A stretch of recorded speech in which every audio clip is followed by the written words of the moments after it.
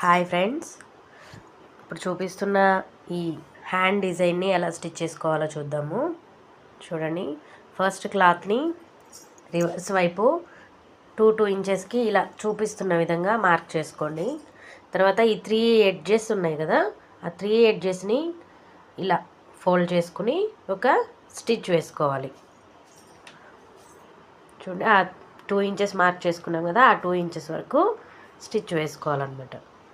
Stitch వేసుకుని normal వైపు cloth తిప్పేసుకుంటే ఇలా మనకి కనిపిస్తుంది. దాన్ని కరెక్ట్ షేప్లో పెట్టేసుకుని పిన్స్ పెట్టేయండి. 2 సైడ్స్ కూడా వీ షేప్లో వస్తుంది.